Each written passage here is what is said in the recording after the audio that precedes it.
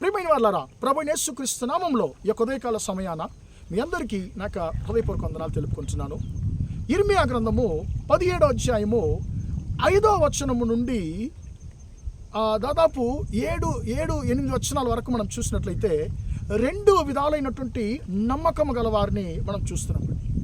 ప్రియమైన మొట్టమొదటిగా ఒక వ్యక్తిని గురించి అక్కడ చెప్పబడుతుంది. 5వ అధ్యాయంలో 5వ వచనంలో మనిషిని నమ్మినటువంటి ఒక వ్యక్తి. ఈ మనిషిని నమ్మే వ్యక్తి ఎలాగుంటాడంట, యెహోవాకి దూరమయ్యేటువంటి హృదయం గల ఒక వ్యక్తిగా ఉంటాడంట. రెండోది దేవుని నమ్మేటువంటి ఒక వ్యక్తి. దేవుని నమ్మేటువంటి ఒక వ్యక్తి. ఆ దేవుని నమ్మేటువంటి వ్యక్తి ఎలాగుంటాడంటే ప్రియులారా, అతడు దీవించబడిన వాడిగా, అతడు పచ్చని వృక్షం వలె అతడు ఉంటాడని చెప్పి పరిశుద్ధ గ్రంథము చెప్పుచుంది. ప్రియమైన దేవుని బిడ్డలారా, ఇప్పుడు మీరు చూసినట్లయితే ఇక్కడ 2 విధాలైనటువంటి మనుషుల గురించి మనం చదువుతున్నాము. ఇక్కడ ప్రియమైన దేవుని బిడ్డలారా, 2 విధాలైనటువంటి హృదయం గలవారు, మనుషుని నమ్మే హృదయం గలవారు, రెండోది దేవుని నమ్మేటువంటి హృదయం గలవారు. ఈ యొక్క 2 విధాలైనటువంటి హృదయం గలవారు మనుషులు మనం చదువుతున్నాం ప్రియులరా.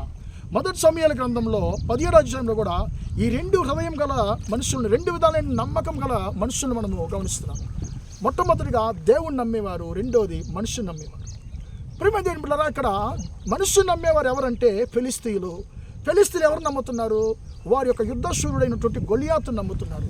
ఈ గొలియాతు చిన్నతనం నుండి యుద్ధశూరుడు కాబట్టి అతన్ని జయించిన వారు ఎవ్వరు లేరు, అతను ఓడించిన వారు ఎవ్వరు లేరు అని వారు ఎక్కువగా గర్వంగా వారు మాట్లాడుతున్నారు. ప్రియమైన దేవుని బిడ్డలారా, కానీ ఇశ్రాయేలు వారి యొక్క నమ్మకం ఎవరి మీద ఉంది? దేవుని మీద ఉంది. దావీదు వస్తున్నాడు గొలియాతు మీదకి యుద్ధానికి. దావీదు యొక్క నమ్మకం ఎవరి మీద ఉంది? దేవుని మీద ఉంది. ప్రియమైన దేవుని బిడ్డలారా, కాబట్టి దావీదు అంటున్నాడు, నీ దగ్గర ఖడ్గము బల్యం అన్నీ ఉన్నాయి, నా దగ్గర దేవుని యొక్క నామం ఉంది అని చెప్పి అంటున్నాడు. ప్రియమైన దేవుని బిడ్డలారా, ఇప్పుడు ఫిలిస్తీయులు అనుకుంటున్నారు దావీదు ఖచ్చితంగా నశించిపోతాడు, చనిపోతాడని చెప్పి. ఎందుకు? గొలియాతు చిన్నతనం నుండి యుద్ధశూరుడు అని చెప్పి. ప్రియమైన దేవుని బిడ్డలారా, కాబట్టి ఇప్పుడు ఏం జరిగింది? మనుషుని నమ్మినటువంటి ఫిలిస్తీయులు ఓడిపోయారు. దేవుని నమ్మినటువంటి వ్యక్తి అయినటువంటి దావీదు అద్భుతకరంగా గెలిచాడు. కాబట్టి మన నమ్మకము ఎవరి మీద ఉంది? మనుషుల మీద ఉందా, దేవుని మీద ఉందా? ఒకసారి మనం పరీక్షించుకుందాం ప్రియులారా.